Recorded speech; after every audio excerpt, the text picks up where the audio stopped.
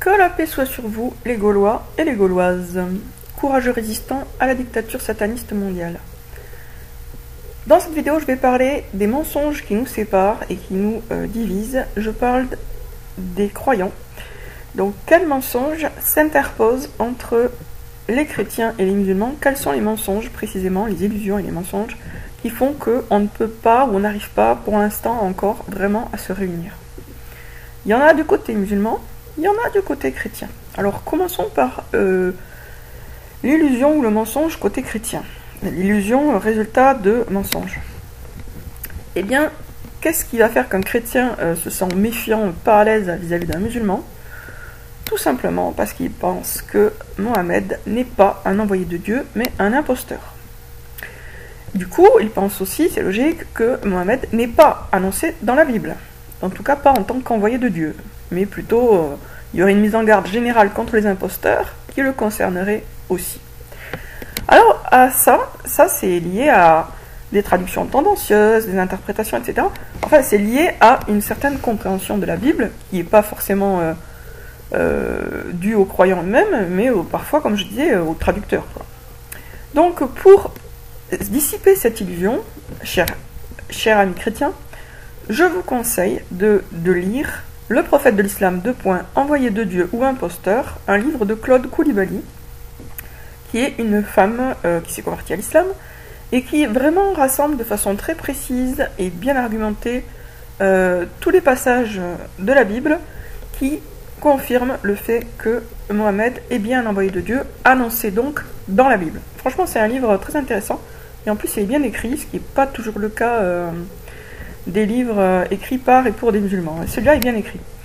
Donc je vous conseille de lire ce livre et de vous faire une opinion plus éclairée. Parce que, comme disait un ami Facebook, en fait, on ne peut user de discernement que si on examine A et B. Si on n'examine jamais que A, on ne peut pas comparer avec B pour savoir ce qui colle le mieux avec la réalité, avec la vérité. Donc, il ne faut jamais avoir peur, quand on est croyant, d'examiner les deux faces d'une question. Quand on aime Dieu, on aime la vérité, puisque Dieu égale la vérité. Ce qui fait que un croyant ne doit pas avoir peur d'aller voir du côté des musulmans qu'est-ce qu'ils pensent, en se disant « Oh mon Dieu, ça va me détourner de ma foi, ça va me détourner de Dieu, ça va me détourner de la vérité. » Non, il ne faut pas avoir peur, parce que si c'est la vérité, ça résistera à un examen critique. Donc, moi, perso, on me dit demain « Allez, s'il te plaît, j'aimerais bien que tu lises, voilà, je sais pas, ailleurs, quoi. » Je fouille, on fouille partout, et puis on compare, et puis après, on se fait son opinion personnelle. Donc, je vous conseille vraiment de lire ce livre-là, Le prophète de l'islam, envoyé de Dieu ou imposteur, de Claude Coulibaly. Coulibaly. C'est un livre que vous ne trouverez pas sur Amazon, mais que vous trouverez sur différents sites, genre Souk ul Muslim, etc. Donc, attendez, peut-être si on peut le trouver quand même sur Amazon aussi, je vais voir. Eh ben non, on le trouve pas sur Amazon. Comme quoi, on ne trouve pas tout sur Amazon. Bon, donc vous le trouverez ailleurs, mais vous le trouverez, il n'est pas difficile à trouver. Donc ça, c'est la principale illusion du côté chrétien qui les empêche de se sentir proches des musulmans. Parce qu'en fait, dans la mesure où ils pensent que les musulmans suivent un faux prophète, ils s'imaginent que les musulmans sont voués à l'enfer, et ça c'est normal que quelqu'un qui pense avoir pour destination le paradis et viser le paradis n'ait pas envie de sympathiser, de tisser des liens amicaux avec quelqu'un dont il pense qu'il va aller en enfer, ça c'est normal. Il a envie soit de l'éviter, soit de le fréquenter, mais uniquement pour le ramener dans le droit chemin qui va le mener lui aussi au paradis. Et c'est quelque part sympa de sa part. Si on pense que quelqu'un va vers l'enfer, c'est normal qu'on ait envie de l'aiguiller vers le paradis. Donc c'est tout à fait naturel que des croyants qui sont persuadés que Mohammed est un faux prophète ne se sentent pas d'atome crochu avec... que des chrétiens qui pensent que Mohammed est un faux prophète n'aient pas d'atome crochu avec les musulmans.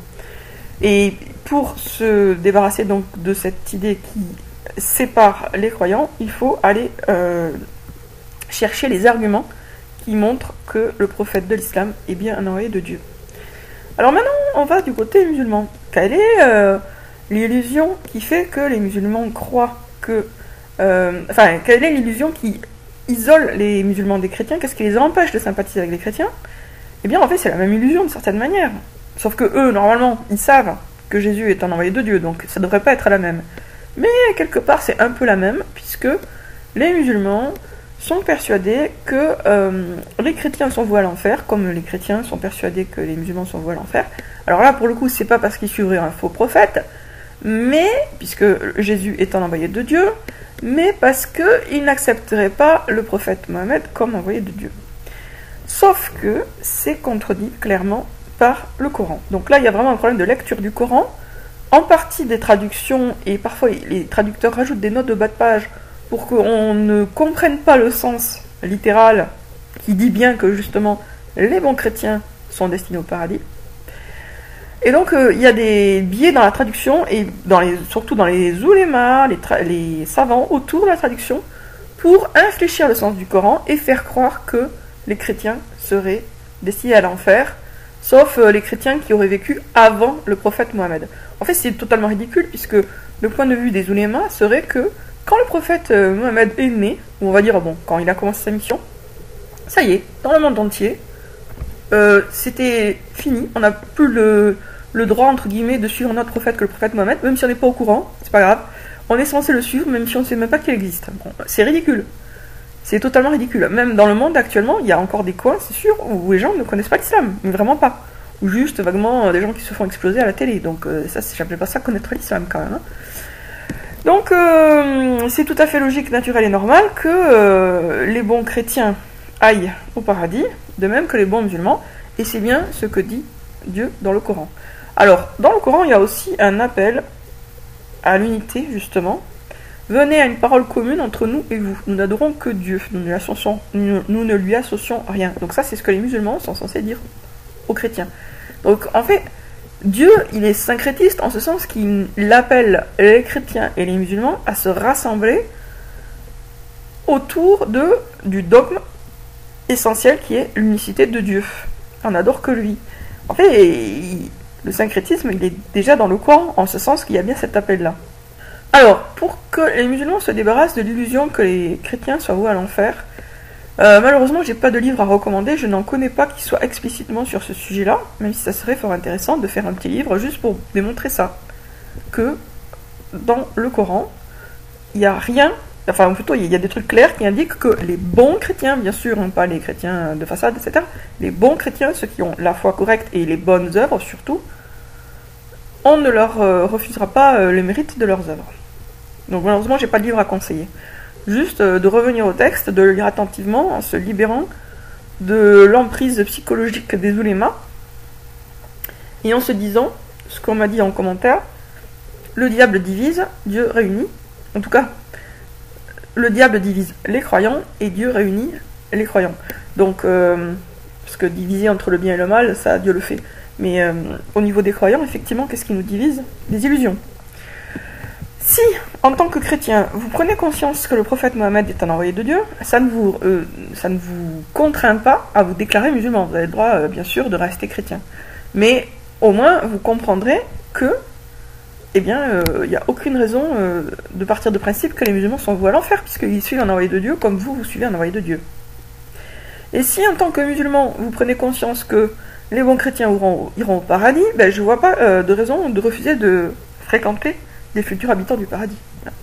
Donc en réalité, on a beaucoup de points communs et surtout, ce qui nous sépare, eh bien, c'est des mensonges. Malheureusement, de la même façon que la Bible a été, alors pas forcément falsifiée dans le texte, mais dans les interprétations, dans les traductions, etc., le Coran aussi a été falsifié dans la façon dont ça a été traduit, dans les interprétations tendancieuses.